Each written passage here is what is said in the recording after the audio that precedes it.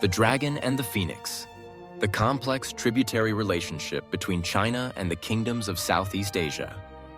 Introduction. The Ritual of Emperors. Imagine a scene at the Forbidden City in Beijing in the 18th century. A diplomatic mission from a distant southern kingdom, dressed in magnificent court robes, performs solemn prostration rituals before the Chinese emperor. They present the most precious products of their homeland: elephant tusks, rhinoceros horns, aloes wood, and exquisitely woven textiles. On the surface, this appears to be an act of submission, an acknowledgement of the supreme power of the Celestial Empire. But behind this ritual lies an incredibly sophisticated game of diplomacy and economics, a system that governed the relationship between China and the kingdoms of Southeast Asia for nearly 2 millennia. This was the tributary system. It was not merely the imposition of the strong upon the weak. It was a world view, a framework for trade, and a stage where kings both demonstrated respect and cleverly pursued their own national interests. This is the story of the complex, sometimes tense and sometimes cooperative relationship between the giant dragon of the north and the phoenixes and garudas of the south. A symphony of power, culture, and profit that lasted for nearly 2,000 years. Chapter 1. The Philosophical Foundation, the Cosmic Order of the Celestial Empire. To understand the tributary system, one must first understand the worldview of ancient China. For them, the world was not a collection of equal states. The world was a series of concentric circles, and at the very center of that circle was China, the Middle Kingdom, the heart of civilization. The ruler of China was not just a king. He was the Tianzi, meaning the Son of Heaven, who received the mandate of heaven to rule over the entire civilized world. Or Tianxia. All other lands surrounding the center were considered peripheral regions, lands of barbarians who needed to be civilized by the virtue of the Son of Heaven. The duty of the Chinese emperor was not necessarily to conquer all by force, but to use his superior culture and morality to civilize, to create a gravitational pull that would make other peoples voluntarily turn toward the center.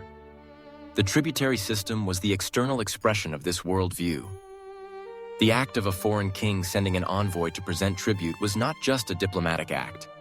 It was an act of acknowledging this cosmic order. It was a way of saying, we recognize the cultural and political superiority of the Celestial Empire, and we wish to be within your sphere of influence.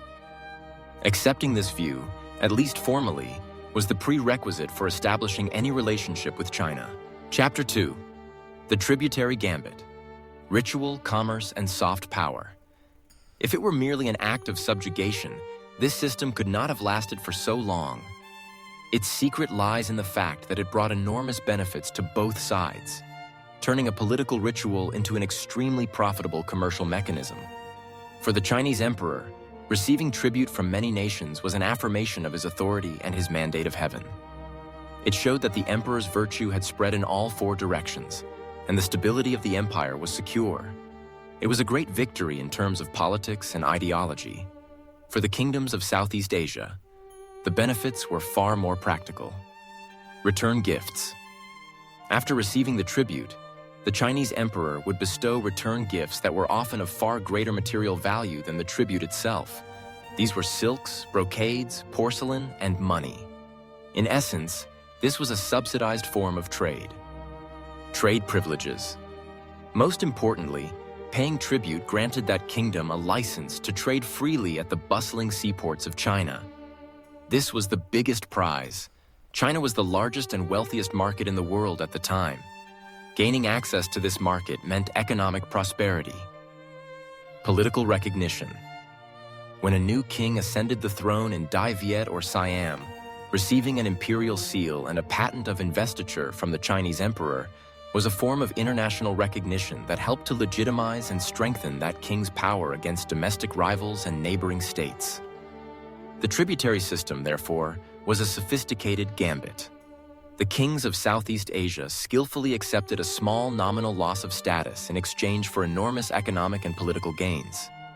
It was profit disguised as protocol. Chapter 3. The actors on the stage, the diverse responses. Although operating within the same system, Each Southeast Asian kingdom had its own unique approach and relationship with China, depending on its geography and its power. Đại Việt, or Vietnam. This was the most complex and intense relationship. Situated right on the border, it was the most deeply influenced by Chinese culture, but it also had the most resilient will for independence. The Vietnamese dynasties practiced an incredibly shrewd foreign policy, described as outwardly a king, inwardly an emperor.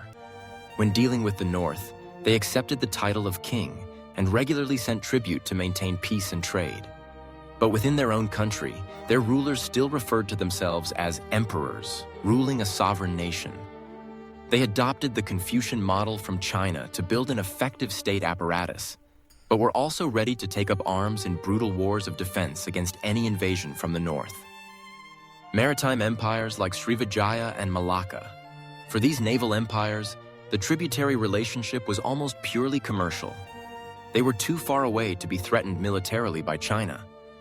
Sending a tribute mission every few years was a wise business decision, a small investment to gain free access to China's massive market for silk and porcelain, which they could then sell to Indian and Arab merchants at a high profit. Notably, the voyages of Admiral Zheng He of the Ming dynasty to Malacca acted as a form of protection, helping Malacca to ward off threats from the Kingdom of Siam. The Kingdom of Siam, or Thailand. The Thais also took a very pragmatic approach. They frequently sent tribute missions, especially during the Ayutthaya period, to promote the trade of rice and other products. At the same time, they also used their good relationship with China as a diplomatic card to balance power against regional rivals like Burma or Đại Việt. Conclusion: the legacy of an old world order. The tributary system began to weaken and collapse in the 19th century. The arrival of Western colonial powers brought a completely different world order, based on the Westphalian concept of legally equal nation-states. The Opium Wars, in which the Qing dynasty was defeated by the British, and the French conquest of Indochina shattered the Sino-centric worldview completely. The final tribute mission from Vietnam's Nguyen dynasty to the Qing court ended a tradition that had lasted for nearly 2 millennia. Nevertheless, the legacy of this system remains profound. It shaped the political relationships, the trade routes, and the complex cultural flows of an entire region. It was both a tool of Chinese cultural hegemony and a sophisticated mechanism that maintained stability and promoted commerce for a very long time. The echoes of this old world order, in some ways, still influence the complex relationships between China and the nations of Southeast Asia today.